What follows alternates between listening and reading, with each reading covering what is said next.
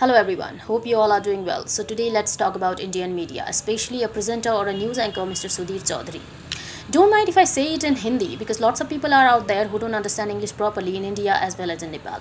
So Mr. Chaudhary, age, experience and relation, इन तीनों चीज़ों में पर्सनली तुम मुझसे बड़े हो, इसलिए तुम्हें संबोधन करते हुए मुझे तुम्हें आप कहना चाहिए।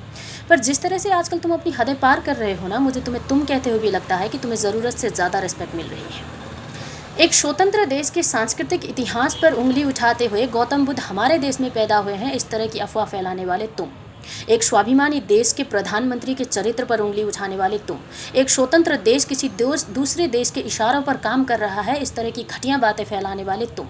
हमारे कुछ कहने से पहले ही नेपाल हमारे सामने चीटी है, नेपाल और हमारा कोई कंपटीशन ही नहीं है, हमारे पास सैन्य बल ज़्यादा है, हमारे पास हाथ हथियार है, हमारे पास पावर है, हमारे पास बड़े बड़े देशों का समर्थन है, इस तरह की बातें करके युद्ध की बातें करने वाले तुम्हारे इतना सब कुछ कहने के बाद भी हमने कुछ नहीं कहा। जानते हो क्यों? इसलिए नहीं क्योंकि हमारे पास जवाब नहीं था, सिर्फ इसलिए क्योंकि हम तुम्हारे जैसे कुछ नमूनों के चलते दो देशों बीच के संबंध को बिगाड़ना नहीं चाहते थे। पर आज तो तुमने हद ही कर दी। हमारे ही देश में आकर हमारे ही देश के गौरव के आगे खड़े होकर माउंट एवरेस्ट को अपना कहने की जरूरत कर बैठे। याद है तुम्हें, तुमने हमारे प्रधानमंत्री से बात करते हुए उनसे कहा था कि उनमें तुम्हें इतिहास का प्रोफेसर दिखाई देता है। जो जिस देश का प्रधानमंत्री ही तुम्हें इतिहास का प्रोफेसर दिखाई देता हो, उस देश में आने से पहले ज़रा इतिहास तो पढ़ लिया होता। अगर तुम्हारे देश के सिर्फ किसी के नाप देने भर से अगर माउंट एवरेस्ट पर तुम्हारा क्लेम हो जाता है, तुम ऐसा समझते हो, तो हमारे गोरखा सैनिकों ने तुम्हारे देश को प्रोटेक्ट करने के लिए जो अपनी जानें दी है, उसके लिए तो पूरे भारत पर हमारा क्लेम होना चाहिए, नहीं?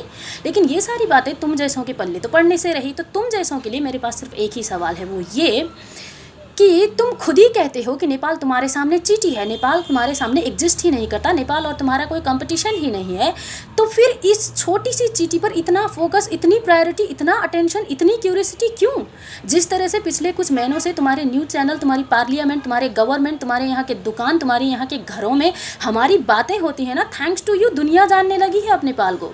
जिस तरह से तुम लोग हम पर फोकस कर रहे हो, हमें प्रायोरिटी दे रहे हो, हमें अटेंशन दे रहे हो, उस तरह से तो किसी भी देश को ये नहीं लगेगा कि नेपाल को भारत को खो देने का डर है, बल्कि तुम खुद ये दिखाना चाह रहे हो कि भारत को नेपाल को खो देने का डर है।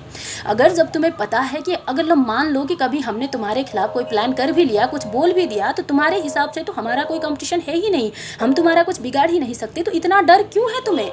इतनी प्रायोरिटीज़ क्यों दे रहे हो तुम हमें? इतना फोकस, इतनी अटेंशन बस एक चीटी के लिए? क्यों इतना डर है तुम्हारे मन में? जिस तरह से तुम लोग आजकल बात कर रहे हो, उस तरह से तो किसी को भी ये नहीं लगेगा कि हमें तुम्हें खो देने का डर है। सबको यही लगेगा कि तुम्हें हमें खो देने का डर है। जब तुम्हें पता है कि हम तुम्हारा कुछ बिगाड़ ही नहीं सकते, तो फिर हम पर इतना फोकस करने की क्या ज़रूरत है? तुम खुद ही कहते हो ना, हम तुम्हारा क्या बिगाड़ लेंगे, तो हमें इतना अटेंशन क्यों दे रखा है? इस तरह से महीनों से न्यूज़ चैनलों में सिर्फ हमारी बातें करना, सिर्फ हम पर फोकस करना, हमारी तो एडवर्टाइजमेंट कर रखी है तुम लोगों ने। जब तुम्हें पता है कि हम तुम्हारा कुछ बिगाड़ ही नहीं सकते, हमारा तुम्हारे सामने कोई एग्जिस्ट ही नहीं है, तो फिर हमसे इतना ज़्यादा डर क्यों? तो फिर हमारे लिए इतनी सारी बातें क्यों? हम पर इतनी ज़्यादा टिप्पणियाँ, इतनी ज़्यादा बहस, इतने ज़्यादा डिबेट हमें लेकर क्यों?